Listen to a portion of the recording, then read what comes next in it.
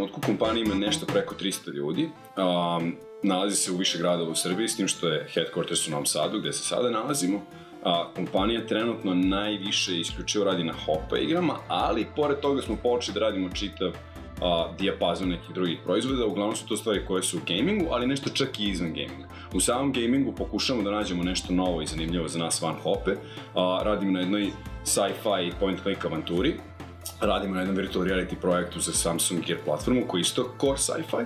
Radimo na čitavom nizu malih, srednjih i velikih free-to-play igara, naravno za mobilne platforme, od kojih je jedna nedavno izašla, zove se Hoppyland. Kažem, van gaminga pokušavamo nešto da uradimo sa stripom, pravimo izdavačku kuću, znači pokušavamo sada malo drugačiji pristup, ne da napravimo kontent koji ćemo nekom prodati, nego da mi budemo taj izdavač tog kontenta koji smo napravili. Nešto koketiramo sa crtanim filmom, volili bi time da se bavimo, ali crtan je užasno kompleksan i užasno skup, tako da nisam siguran da ćemo to uspeti. I imamo još neke ideje vezano za neke hardvere koji su, kažem, opet totalno non-gaming related, prosto u pitanju su hardveri i neke aplikacije i kombinacije aplikacije i hardveri koji imaju neke primene uglavnom vezane za entertainment, ali nešto malo i van toga. Jedna od najjačih strana Apexa jeste njegov art departman u kom imamo više od 100 ljudi trenutno. To sačinjavaju 3D artisti, 2D artisti, cinematic artisti, animatori i tako dalje.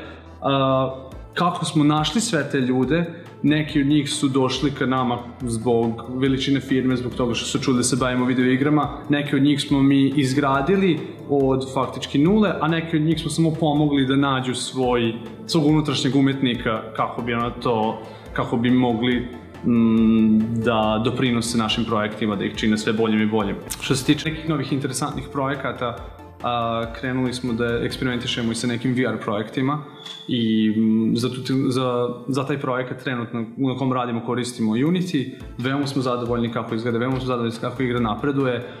Još uvijek je u prilično ranoj fazi gde i mi naravno učimo i imamo te dečje probleme, kako da kažem, što se tog tiče, ali mislim da je ekipa koja radi na tome prilično sposobna da to izgura do kraja i mislim da će nešto lepo ispasti iz toga i da ćemo imati nešto da pokažemo svetu. Naš najambiciozniji projekat do sada u suštini je point-and-click avantura iz prvog lica, koja je smeštena u Lightstep Chronicles univerzumu. To je univerzum koji je onako gradimo kroz više medija, znači u Lightstep Chroniclesu će se desiti strip, igra i knjiga.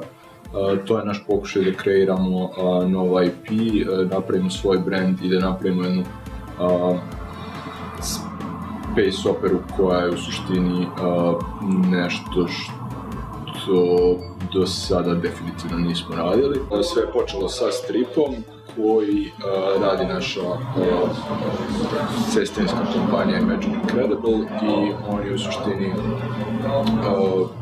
su u toku sa radom na stripu, dok mi iz game developmenta paralelno radimo na ovoj igri. U poslednjih pola godine smo imali uspeha što se tiče mobile igara, gde je jedna naših igara bila featurana na App Store-u, a to je Lifeline Whiteout. Lifeline Whiteout je deo veće franšize Lifeline od 3 Minute Games, koji smo mi dobili štafetu, kako da kažem, da radimo dalje.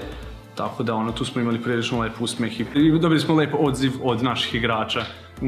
Bili su srećni što ulazimo ipak u nešto novo, nešto interesantno, a u isto vreme ostajemo na onome što najbolje radimo, to je da pričamo priče. Lightstep Chronicles igra je